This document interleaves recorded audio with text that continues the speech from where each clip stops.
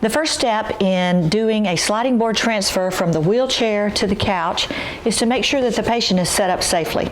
The feet need to be flat on the floor like this, and the brakes need to be locked on both sides, and then the armrest needs to be either pulled out or folded back depending on the type of wheelchair that you have. Then we have to place the sliding board under the hip that's facing the couch. So to do that, you have to lean over and lift this hip up and leg and put it in place so that this opening, the cutout on this end, is covered by his hip. Now this hand gets placed over here, but not where it could be pinched. You don't want fingers bent over that edge or over the end, because that could cause pinching once he starts to move.